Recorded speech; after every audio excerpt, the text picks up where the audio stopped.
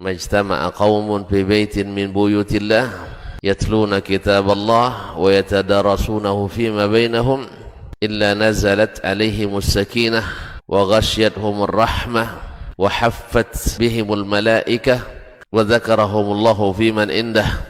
Tidaklah suatu kaum duduk di salah satu rumah Allah membaca ayat-ayat Allah dan sama-sama mempelajarinya kecuali turun kepada mereka as-sakinah, ketentraman dan kenyamanan.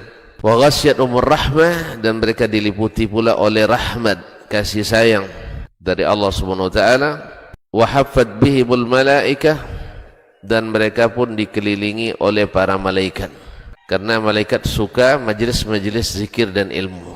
Wa dzakarahumullahu fiman indah, dan Allah akan banggakan sebut-sebut mereka di kalangan malaikat. Alhamdulillahirabbil alamin. Wassalatu wassalamu ala asyrafil mursalin nabiyyina wa habibina Muhammadin wa ala alihi wa ashabihi ajma'in. Asyhadu an la ilaha illallah wahdahu la syarika lah, al-malikul haqqul mubin, wa asyhadu anna Muhammadan abduhu wa rasuluhu an-nabiyyul amin. Ya ayyuhalladzina amanu ittaqullaha haqqa tuqatih wa la tamutunna illa wa antum muslimun. Allahumma inna nas'aluka ilman nafi'an wa rizqan tayyiban wa amalan mutaqabbala. Amma ba'd, fa inna asdaqal hadits kitabullah wa khairal hadi hadi Muhammad sallallahu alaihi wasallam wa syarrul umuri muhdatsatuha wa kullu muhdatsatin bid'ah wa kullu bid'atin dhalalah wa kullu dhalalatin finnar. Ikhwatal kiram, ma'asyiral muslimin wal muslimat, rahimani wa rahimakumullah. Alhamdulillah, pagi yang indah ini Allah berikan kepada kita kesempatan, usia dan kemudahan untuk bisa kita melangkahkan kaki kita menuju rumah Allah, melaksanakan salah satu ibadah yang agung dan mulia di sisinya. Mudah-mudahan solat kita, doa-doa kita, zikir-zikir kita, serta ilmu yang kita pelajari menjadi penambah catatan amal kebaikan kita di sisinya. Salawat dan salam untuk Nabi kita yang mulia sallallahu alaihi wasallam.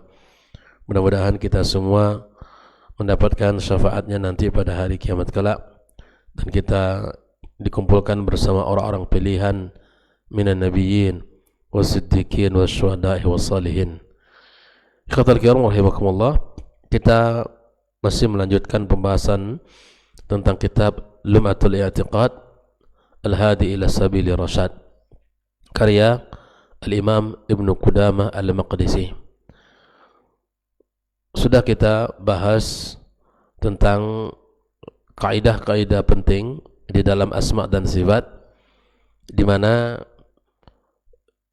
sebelum memasuki tentang pembahasan yang dikatakan oleh Syekh Al-Imam Ibnu Qudamah Al-Maqdisi, maka diawali dengan kaidah-kaidah umum atau kaidah-kaidah penting yang berkaitan dengan asma dan sifat. Sudah kita ambil kaidah yang pertama, bahwa kewajiban kita terhadap nas Al-Quran dan sunnah Nabi sallallahu alaihi wasallam, yakni ibqa'u dalalati ala zahiriha, menetapkan petunjuk lafaznya pada konteksnya atau secara zahirnya, min ghairi taghyirin, tanpa kita merubah-rubahnya. Kenapa? Karena Al-Quran diturunkan Allah dengan bahasa Arab, dan Nabi sallallahu alaihi wasallam juga menggunakan berbicara dengan bahasa Arab. Nah, orang-orang yang merubahnya dan memalingkannya dari makna zahirnya, termasuk qaulun 'ala Allah Ta'ala bila ilm wa huwa haram. Ini tidak dibenarkan dalam agama kita. Nah, masuk kepada kaidah yang kedua tentang asma Allah. Kaidah kedua tentang nama-nama Allah ini ada 4 cabang kaidah. Cabang pertama adalah asma Allah kulluha husna. Seluruh nama Allah baik. Tidak ada dari nama Allah kecuali ya baik semua. Nah, dalilnya adalah walillahil asmaul husna. Cabang yang kedua dari kaidah asma'illah adalah asma'ullah ghairu mahsura bi'adadin muayyan. Nama-nama Allah Subhanahu wa taala tidak terbilang dengan jumlah tertentu. Bahwa nama Allah Subhanahu wa taala itu ada 3 jenis. Yang pertama adalah ma anzalahu fi kitabih, yang Allah sebutkan di dalam kitab-kitabnya. Yang kedua, ma 'allamtahu ahadan min khalqik, yang Allah ajarkan salah seorang dari hambanya. Yang ketiga, masta'sarta bihi fi ilmil ghaib indah, apa yang Allah simpan dalam ilmu gaib di sisinya. Nah, oleh karenanya ikhwafillah, nama Allah Subhanahu wa taala ya tidak terbatas dengan jumlah tertentu. Adapun hadis yang mengatakan Allah memiliki 99 nama yang menghafalnya masuk surga, maka ini sudah kita bahas, menggabungkan antara kaidah ini atau hadis Nabi SAW di dalam doanya dengan hadis yang disebutkan ya innalillahi tis'atan wa tis'ina isman man ahsaha dakhalal jannah, maka sungguh ini bukan bentuk pembatasan ya nama-nama Allah Subhanahu wa taala. Ya, bukan bentuk pembatasan nama-nama Allah Subhanahu wa taala. Nah, kita masuk kepada cabang kaidah yang ketiga pagi ini. Silakan diikuti di layar monitor. Al-far'u tsalitsu, cabang yang ketiga dari kaidah asma'illah, asma'ullah la tathbut bil aql wa innama tasbutu bis syara'. Menetapkan nama Allah tidak dengan akal, tetapi menetapkan nama Allah dengan syariat. Maksudnya dengan dalil. Dari siapa? Dari Al-Quran dan dalil dari sunnah Nabi SAW. Memberikan nama bagi Allah Subhanahu wa taala tidak ditetapkan berdasarkan akal kita yang menetapkannya, bukan, tetapi ditetapkan berdasarkan dalil-dalil syariat kita. Ya. Fahiyya tauqifiyatun. Menetapkan nama Allah sifatnya tauqifi, sama dengan ya ibadah, bahwa menetapkan melakukan satu ibadah sifatnya tauqifi. Melakukan ibadah itu tidak boleh kita inovasi, tidak boleh berdasarkan perasaan akal kita, nggak boleh perasaan kita begini baik kita buat. Dia mesti dibangun di atas dalil. Yatawaqqafu itsbatuhu ala ma jaa'a an syar'i fala yuzadu fiha wa la yunqas. Bahwa penetapan nama-nama Allah itu haruslah datang dari dalil-dalil syariat. Ya, tidak ditambah dan tidak dikurangi. Inilah namanya tauqifi. Inilah namanya tauqifi. Kita menamakan Allah dengan nama-nama yang indah itu berdasarkan syariat. Kenapa tidak boleh ditambah dan tidak boleh dikurang? Li'annal akla la yumkinuhu idrak ma yastahiquhu ta'ala min al-asma'. Karena akal kita tidak bisa mengetahui apa yang berhak bagi Allah dari namanya. Tidak bisa kita bisa memahaminya, tak sampai akal kita. Fawajib al-wuquf fi dzalika 'ala syara', maka itulah wajib bagi seseorang untuk menetapkan nama Allah berdasarkan syariat. Jelas lagi ya?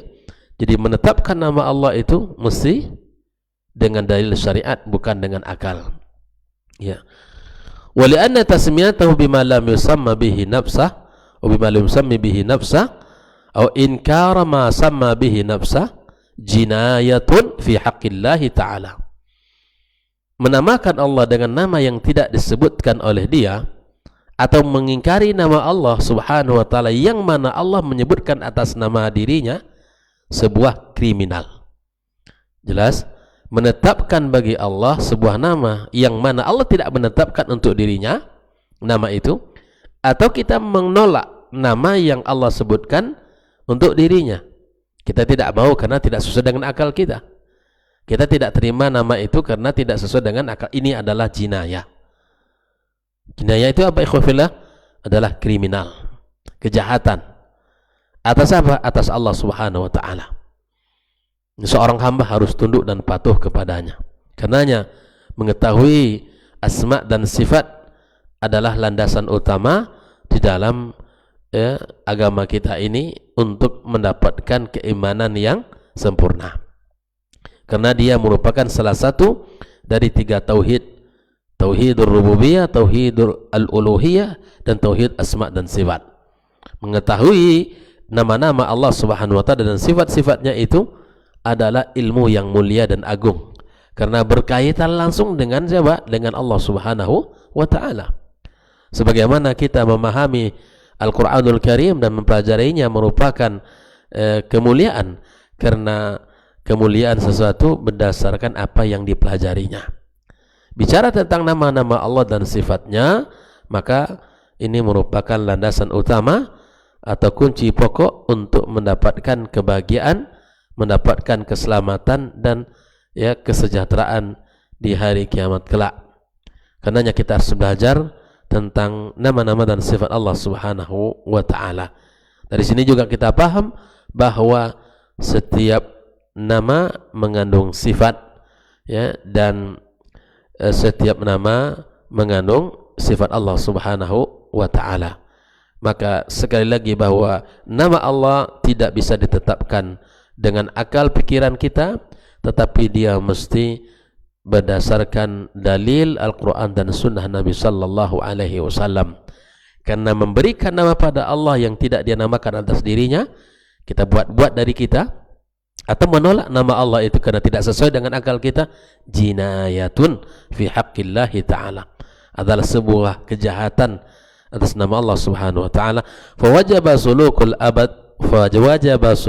adabi fi dzalik, maka mesti kita beradab. Contoh dalam hak manusia saja, antum dikasih nama Ahmad, dipanggil oleh orang, misalnya antum Ahmad, dikasih nama oleh orang tua Ahmad, ya kan, sudah. Tapi dipanggil oleh orang lain dengan panggilan lain. Ini namanya sudah ditetapkan sama orang tuanya dan dia sudah tahu. Dan dikasih nama oleh orang tuanya dengan nama Ahmad. Tapi orang lain memanggilnya misalnya apa? Misalnya dengan Nur atau dengan nama yang lain. Maka kita yang sudah diberi nama oleh orang tua kita dan kemudian disampaikan bahwa nama anak saya fulan, tapi dipanggil oleh orang lain kita dengan nama yang lain, kira-kira bagaimana? Perasaan kita bagaimana? Enggak enak. Ya, nama saya Ahmad, orang tua mengasih nama saya namanya Ahmad, panggillah saya dengan nama saya. Hak manusia saja, kita sesama manusia saja tidak ridha. Kita sudah dipanggil diberi nama Ahmad tapi dipanggil dengan nama yang lain, kita tidak ridha, kita tidak terima itu. Maka Allah Subhanahu wa taala tentu lebih daripada itu. Hak Allah Azza wa Jalla mulia, nama Allah Subhanahu wa taala semuanya indah, dan hak manusia saja kita tidak terima. Nah, itu sebuah perbuatan yang membuat kita tersakiti dan tidak kita terima hal-hal yang seperti itu. Nah, Allah Subhanahu wa taala tentu kita harus lebih beradab kepadanya. Allah Azza wa Jalla tentu kita harus lebih beradab kepada Allah Azza wa Jalla. Ini kaidah yang ketiga. Jelas sampai di sini, ikhwan, bahwa nama-nama Allah itu ditetapkan berdasarkan syariat, bukan berdasarkan dalil akal. Baik, kita masuk kepada al-far'ur rabi'. Ini cabang yang keempat dari kaidah dari asma'illah subhanahu wa ta'ala. Ya, yang pertama, cabang yang keempat ini, kullus min asma'illah, setiap nama dari nama-nama Allah, fa innahu yadullu ala zatillah, maka dia menunjukkan langsung zat Allah, wa ala sifatil lati tadammanaha, yang kedua menunjukkan sifat yang dikandung olehnya, yang ketiga wa alal atharil mutarattib alaih in kana muta'addiyan, yang ketiga menunjukkan pengaruh dari nama itu jika seandainya muta'addi. Dalam bahasa Arab ada lazim, ada muta'addi. Lazim itu yang tidak berkaitan dengan objek. Muta'addi ia berkaitan dengan objek, membutuhkan objek, itu muta'addi. Maka saya ulangi, setiap nama Allah Subhanahu wa taala menunjukkan yang pertama kepada zatnya, kepada sifatnya, dan kepada pengaruhnya jika muta'addi, jika membutuhkan kepada objek. Tapi jika lazim, jika tidak membutuhkan kepada objek, hanya menunjukkan kepada dua saja. Yang pertama adalah menunjukkan Rabb, yang kedua menunjukkan sifatnya. Jelas sampai di sini? Setiap nama Allah menunjukkan pada zat Allah, pada sifat Allah, dan pada pengaruhnya dari nama itu jika muta'addi atau nama itu berkaitan dengan objek, membutuhkan objek. Jika lazim hanya dua saja. Wala yathimul iman bil isim illa bi isbati dzalika kullih. Maka tidak akan sempurna iman kita ya kepada nama-nama Allah Subhanahu wa taala kecuali kita dengan menetapkan seluruhnya. Menetapkan nama Allah, menetapkan zat Allah, menetapkan sifat Allah dan pengaruhnya. Jika nama itu muta'addi. Nah, untuk lebih jelasnya ikhwatal kiram rahimakumullah, dijelaskan dengan contoh ya, biar kita bisa memahami dengan baik. Mithalu zalika fi ghairil muta'addi. Contoh ya, pada nama yang tidak muta'addi, yang tidak membutuhkan kepada objek. Al-Azim artinya apa? Yang maha agung. Al-Azim, ini Al-Azim yang maha agung. Fala yatimmul imanu bihi hatta tu'mina bi isbatihi isman. Maka seseorang tidak sempurna imannya kepada Allah dan kepada nama-namanya sampai dia menetapkan Al-Azim sebagai nama Allah, min isman min asma'illah ya, dalan ala dzati, maka menunjukkan atas zat Allah itu agung. Nama yang tidak muta'addi ya, maka menunjukkan yang pertama apa? Ala zatihi subhanahu wa ta'ala. Al-Azim huwa Allah. Al-Azim yang maha agung itu siapa? Allah, Allah yang maha agung. Wa ala ma tadammanuhu minas sifat wa hiya al-'azamah. Maka yang kedua menunjukkan sifatnya yang maha al-'azamah, yang memiliki keagungan. Allah yang maha agung, Al-Azim itu adalah zatnya Al-Azim, dan Al-'azamah adalah sifatnya. Kalau nama itu ghair muta'addi. Jelas sampai di sini? Adapun wa mithalu zalika fil muta'addi. Adapun contoh yang nama Allah merupakan muta'addi yang berkaitan dengan objek ya, berkaitan dengan membutuhkan objek. Ar-Rahman. Ar-Rahman ya, yang artinya apa? Yang maha pengasih. Ar-Rahman. Fala yatimmul imanu bih, tidak sempurna iman kita hatta tu'mina bi itsbati isman min asma'illah ya. Tidak sempurna iman kita sampai kita menetapkan Ar-Rahman ya, nama dari nama-nama Allah. Nah, karena Ar-Rahman ini adalah muta'addi, membutuhkan kepada objek, dalan ala zatihi ta'ala. Yang pertama, Ar-Rahman menunjukkan Allah itu sendiri Ar-Rahman, menunjukkan kepada zatnya Ar-Rahman. Yang kedua, wa ala ma tadammanuhu minas sifah wa hiya ar-rahmah. Ar-Rahman zat Allah yang Rahman dan sifatnya Ar-Rahmah, yang maha ya, penyayang, yang pengasih, yang maha pengasih ya. Ar-Rahmah sifatnya Ar-Rahmah. Ini sifat Allah Azza wa Jalla.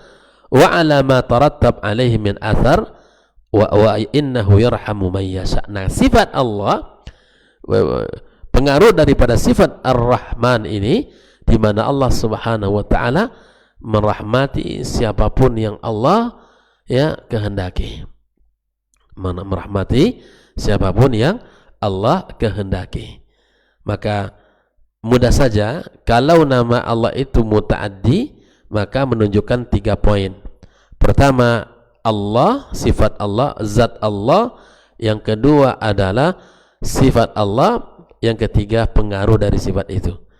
Zat Allah Ar-Rahman, maka sifatnya Ar-Rahmah ya, yang kemudian al-asarnya adalah innallaha yarhamu man yasha min ibadi. Allah merahmati ya siapapun yang Allah kehendaki dari hambanya. Dan rahmat Allah maha luas. Ya, rahmat Allah maha luas.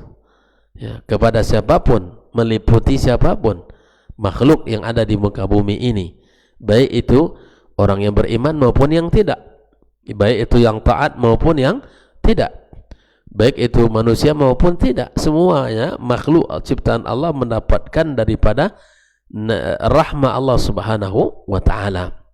Makanya kisah yang sudah pernah kita bahas, seorang badui yang ditegur oleh sahabat, lalu dia mengatakan, Allahumma rahamni wa Muhammadan, ibu rahmati aku dan Muhammad saja, wala tarham ya siwana, jangan engkau rahmati selain dari kami berdua. Maka Nabi SAW mengatakan, la tahjur wasi'an, jangan engkau sempitkan sesuatu yang lapang. Rahmat Allah meliputi kepada orang-orang yang beriman dan kepada yang tidak. Rahmat Allah meliputi kepada yang kecil kepada yang besar. Rahmat Allah Subhanahu wa ta'ala ya, kepada yang kecil Allah jaga dan Allah berikan perlindungan. Dan banyak sekali kita lihat dalam kehidupan kita bagaimana seorang anak mendapatkan kasih sayang ya dari Allah Subhanahu wa ta'ala. Dan begitu juga orang-orang yang tua, orang-orang yang sudah dewasa juga demikian. Ya, tidak hanya orang-orang yang tinggal di perkotaan, juga di pedesaan. Tidak juga orang-orang yang hanya tinggal di daratan, begitu juga orang yang tinggal di lautan atau di perairan. Nah, semua itu mendapatkan rahmat dari Allah Subhanahu wa ta'ala, maha luas. Misalnya lagi Al-Hayy ya, yang maha hidup. Maka Allah Subhanahu wa ta'ala yang hidup, dan ini menunjukkan ghairil muta'addi, maka menunjukkan kepada sifat Allah ya, Allah yang hidup, dan menunjukkan sifat Allah yang maha hidup. Allah tidak mati. Allah tidak mati selama-lamanya. Al-Muhyi, yang menghidupkan. Ini menunjukkan kepada apa? Kepada dia Allah yang menghidupkan. Allah Subhanahu wa ta'ala memiliki sifat, dan Allah menghidupkan makhluknya. Ini contoh-contohnya. Nah, inilah 4 kaidah yang berkaitan dengan nama Allah Subhanahu wa ta'ala. Kita simpulkan jemaah sekalian yang dirahmati Allah. Yang pertama apa? Nama Allah itu seluruhnya baik. Ya. Yang kedua, nama-nama Allah tidak dibatasi oleh jumlah. Yang ketiga, seluruh nama Allah ditetapkan berdasarkan syariat, bukan dengan akal. Yang keempat, setiap nama dari nama Allah menunjukkan zat Allah, sifat Allah, dan pengaruhnya. Jika nama itu muta'addi. Muta'addi itu apa? Membutuhkan atau berkaitan dengan objek. Jika ghair muta'addi atau lazim, maka dia hanya menunjukkan 2 saja, menunjukkan zat dan sifat Allah Subhanahu wa ta'ala. Insyaallah mudah. Kaidah-kaidah ini membantu kita untuk memahami bagaimana nama-nama Allah Subhanahu wa ta'ala, agar tidak salah kaprah di dalam ya menetapkan nama-nama dan sifat Allah Subhanahu wa ta'ala. Karena ada sebagian yang menetapkan nama tanpa sifat, padahal kita yakini setiap nama pasti ada sifat. Maka kita meyakini dia tidak berbilang dengan jumlah tertentu. Nah, seperti mana ada sebagian menetapkan ya berapa? Ya, 20 dan seterusnya, ada yang kurang dari itu. Nah, kita meyakini bukan 20. Dari hadis Nabi saja sudah kita tahu ya. Innalillahi tis'atan wa tis'ina isman. Allah memiliki nama 99. Pada setiap nama pasti ada sifat. Maka dari sini saja nama Allah ya sudah lebih dari jumlah tertentu. Nah, kita Ahlussunnah wal Jamaah menetapkan sesuai dengan aqidatus salafus salih, kita mengatakan nama Allah dan sifatnya tidak berbilang dengan jumlah tertentu. Terlebih lagi, tidak kita tetapkan bagi Allah ya nama kecuali dengan dalil-dalil yang sharih dari Al-Quran dan Sunnah Nabi Sallallahu Alaihi Wasallam. Insyaallah Kita akan lanjutkan pembahasan tentang kaidah yang ketiga, itu tentang sifat Allah yang akan kita bahas pada pertemuan berikutnya. Sikit-sikit saja ya. Nanti kalau banyak tidak hafal pula. Ya kan? Pelan-pelan kita pelajari kaidah-kaidah ini. Ya, sudah kita bahas dua kaidah. Kaidah pertama tentang wajib menetapkan Al-Quran dan nama-nama Allah, Al-Quran dan Sunnah berdasarkan secara zahirnya. Itu dia. Yang kedua tentang nama Allah melalui 4 cabang sudah kita bahas pagi ini. InsyaAllah besok kita akan bahas kaidah yang ketiga tentang sifat Allah dan juga punya 4 cabang juga. Nah, sebelum kita memasuki pembahasan yang ditulis oleh al-muallif Al-Imam Ibnu Qudamah Al-Maqdisi tentang ya nama-nama dan sifat-sifat Allah Subhanahu wa taala. Ya, pernah saya ulas ya pada pertemuan mukaddimah. Sekali lagi, kenapa Ibnu Qudamah kok membahas tentang apa? Tentang nama dan sifat Allah ini, karena memang di zaman dia itu, di abad ke-6 dan ke-7 itu banyak terjadi penyimpangan orang pada asma dan sifat. Makanya para ulama itu ada yang membahas tentang tauhid rububiyah, ada yang membahas tentang tauhidul uluhiyah, dan ada yang membahas tentang tauhidul asma sifat. Dan termasuklah Imam Ibnu Qudamah ini Al-Maqdisi, seorang imam Ahlus Sunnah wal Jamaah yang memiliki karya yang luar biasa tentang bab ini, dan disyarah oleh para ulama karena begitu pentingnya ilmu tentang asma dan sifat ini. Ya, jangan sampai salah kaprah kita di dalam bertauhid dengan tauhid asma dan sifat ini, karena dia merupakan ilmu yang agung dan mulia karena berkaitan langsung dengan nama dan sifat-sifat Allah Subhanahu wa taala. Jelas sampai di sini jemaah sekalian? Barakallahu fikum. Semoga Allah Subhanahu wa taala berkahi kita dan Allah jadikan kita orang-orang yang beriman dengan iman yang sahih, dengan akidah yang sahihah seperti mana akidahnya para as-salafus salih minas sahabati wat tabi'in wat tabi' tabi'in. Naam, wa sallallahu ala nabiyyina wa habibina Muhammadin wa ala alihi wa sahbihi ajma'in. Wassalamualaikum warahmatullahi wabarakatuh.